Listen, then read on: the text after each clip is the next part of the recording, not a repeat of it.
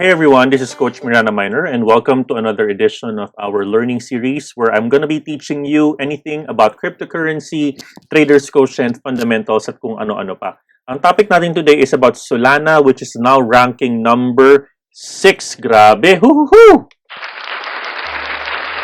Alam mo, if I remember correctly, I'll just want to bring you back the memory lane, no? I remember way back 4 months ago itong video na to. I'm showing in my screen. Sabi ko dito, Solana is on fire. Why is it called an Ethereum killer? No? This is actually a 4-month ago video. Ginawa natin itong video na to. And during this particular time, dinidiscuss natin ano ba ang mga drivers, no? Ano ba ang drivers kung bakit potentially umakyat si Solana? And I remember during this time, the price was $46. Ngayon, nag-500% growth na yan. No? And I think that during this time, this is already an Ethereum killer as it is. Why? No? And we will further deep dive kung bakit. No? Alright, so balik tayo sa ating lesson. It's now ranked number 6. And if you will notice, sa crypto market cap as of today, currently, Solana already outplaced XRP with a market capitalization of 60 billion market capitalization, with an outstanding 11,000% growth over the past couple of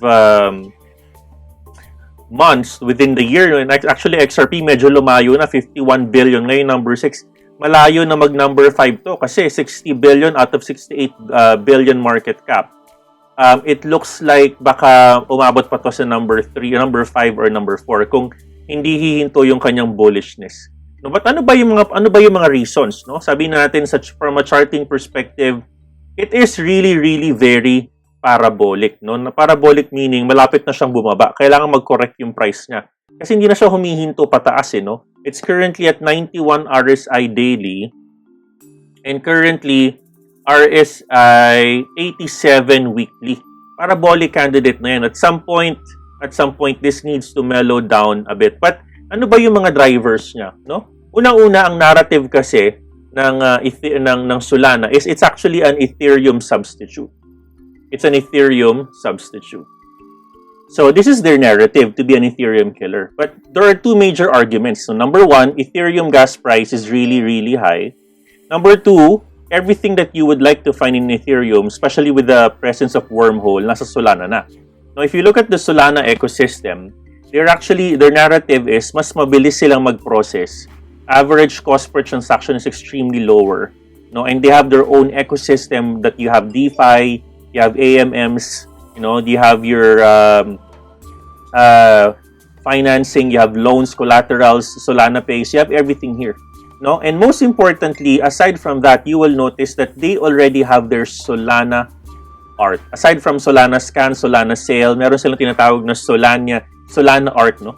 So si Solana art is the most recent infrastructure ni Solana that talks about their ability to roll out NFTs. If you remember, Visa had their own CryptoPunk and Solana has their own SolPunks already.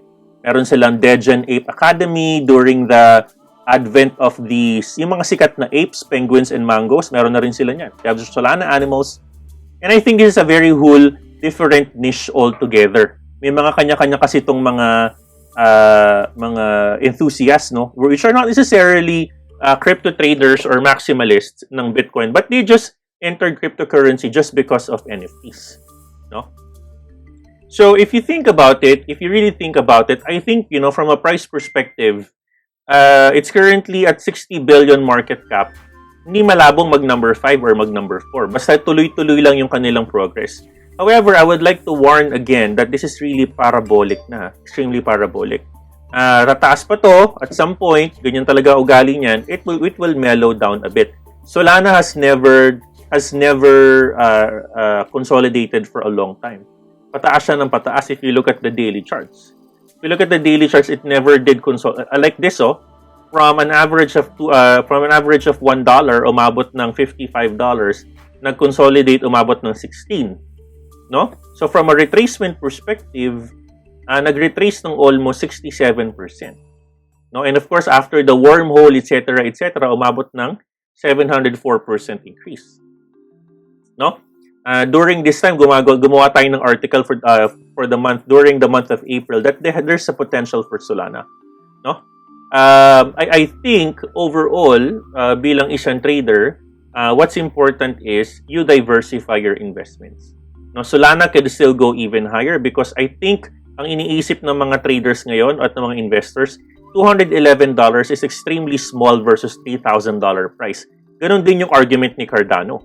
If you have your own blockchain and you are a big cap coin, why are you number 6? Why are you number 3? Why cannot you be number 2 and number 1? No, and right now, maraming dapat ayusin si Ethereum, especially with the advent of Ethereum 2.0. Mas matagal siyang gawin kasi nga they're trying to do a lot of different things, a major overhaul and upgrade from proof of work to proof of stake, no?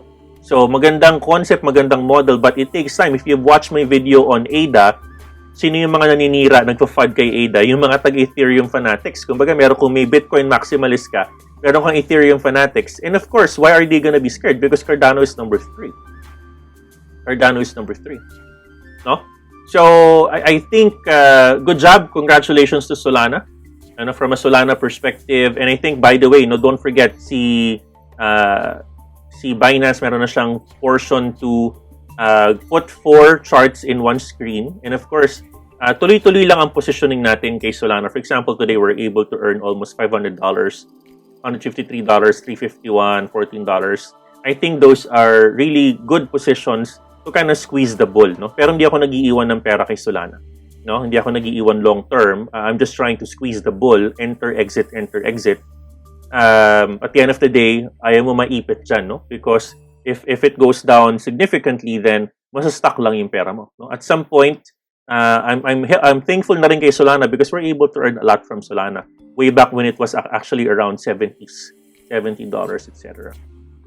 So, that's our video for today. Congratulations to Solana, ranked number 6, beating XRP. Malaki pa ang potential ng coin na to. But again, don't put everything here. Diversify and only invest money that you can lose. Alright, that's it for now. Maraming salamat and have a good rest of your afternoon.